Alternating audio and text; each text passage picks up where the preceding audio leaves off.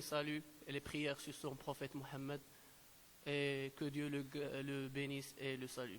Premièrement, je tiens à remercier tous les membres de cette commission permanente d'organiser ce genre de conférences qui permettent à l'étudiant d'exprimer librement sans qu'il soit soumis à un système. Et je commence directement de vous présenter le contenu de cette intervention encadrée sous le titre de la responsabilité civile du producteur envers le consommateur. Comme vous savez tous, la vie quotidienne se traduit généralement par l'existence de nombreuses créances et par conséquent de nombreuses obligations, liant les uns aux autres et des autres personnes qui les composent.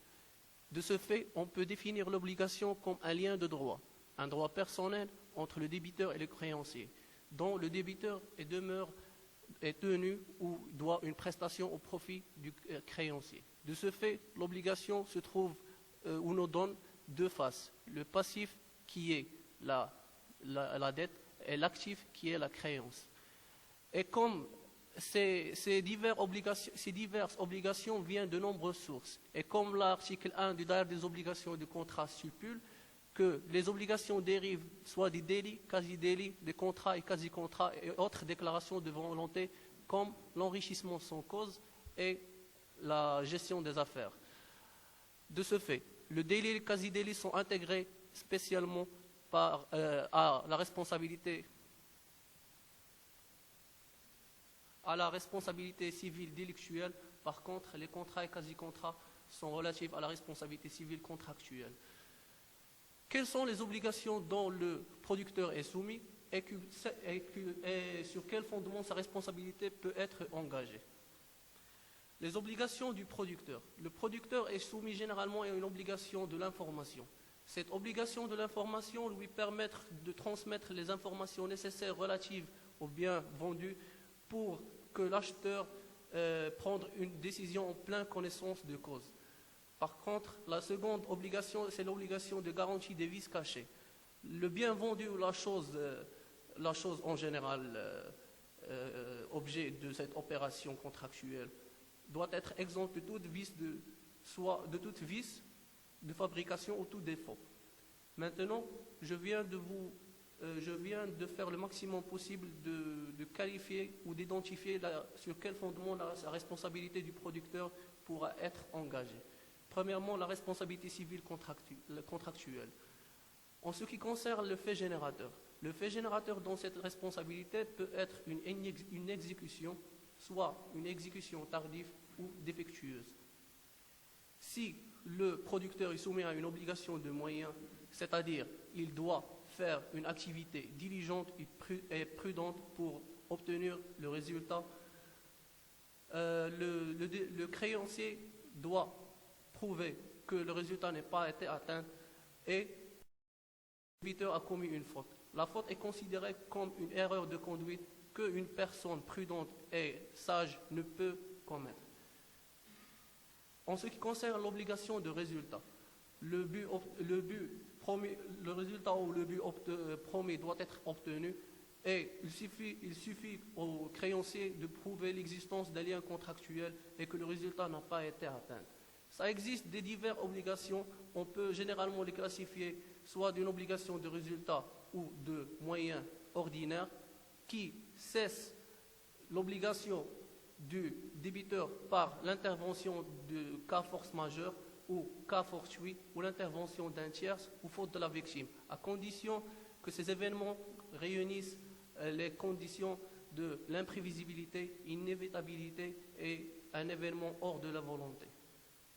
En ce qui concerne les obligations de moyens ou de résultats, je parle ici de la seconde classification, l'obligation de moyens ou de résultats, pas de cas ordinaire, malgré le créancier bénéficie d'une obligation de garantie, c'est-à-dire malgré l'intervention de n'importe quel cas de force majeure, qu'il soit réuni les mêmes conditions, les mêmes caractéristiques de l'élément, qu'il soit un élément irrésistible ou imprévisible hors de la volonté, l'obligation de ce dernier, qui est le débiteur, qui est généralement le sujet de cette conférence, le producteur, reste tenu de cette obligation. Ça existe une théorie élaborée par la jurisprudence française dans les années 40. Cette théorie, elle appelle la théorie des faits fautifs. Cette théorie est considérée comme un avantage au producteur, c'est-à-dire, par exemple, je vous donne un exemple, une collision ou le déraillement d'un train ou une explosion d'une chaudière, dont ça existe un professionnel, qu'il soit vendeur ou prestataire de services, et l'autre, la partie faible, qui est le consommateur. Ce dernier se trouve dans un état de faiblesse qui ne lui permet pas de prouver la faute du producteur. La jurisprudence française a élaboré cette théorie pour un seul but, qu'il soit, premièrement, à condition qu'il soit, premièrement, l'existence d'un lien contractuel, et secondo, qu'il soit dans un état de faiblesse. L'état de faiblesse est constitué une preuve large et suffisante pour engager directement la responsabilité du producteur. Secondo, c'est la responsabilité, responsabilité contractuelle pour les causes d'exonération.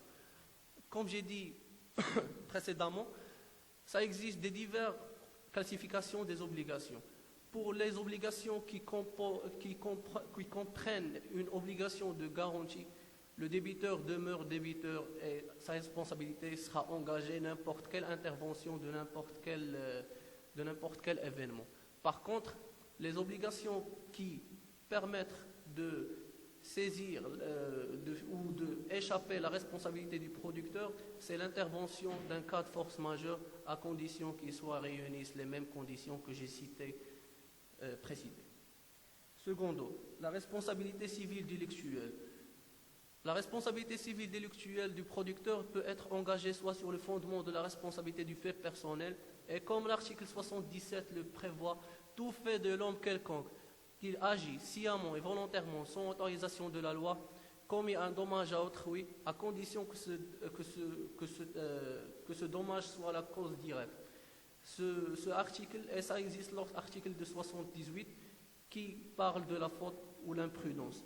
Ces deux articles viennent d'être les caractéristiques essentielles du fait personnel. Le premier relatif au délit, c'est-à-dire le producteur agit avec une intention de nuire, de dommage.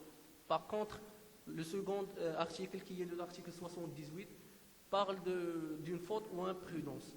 Mais comme j'ai dit, une faute est considérée aux yeux du droit ou de la jurisprudence comme une erreur de conduite blâmable qu'une personne sage ne peut commettre. Le second fondement, c'est la responsabilité du fait de la chose. Ça existe des conditions qu'ils doivent nécessairement réunir pour engager la responsabilité de ce dernier.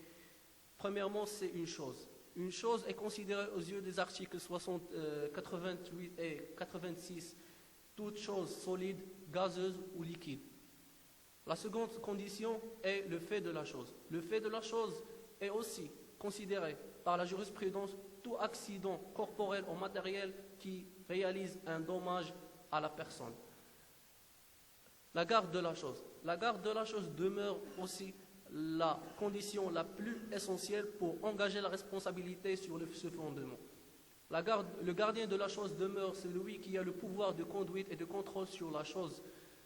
Ça existe des cas rares et mystérieux dans ce sens et qui produisent des grands problèmes dans la théorie, soit de risque, soit de garantie, soit surtout les théories qui constituent les fondements de la responsabilité civile.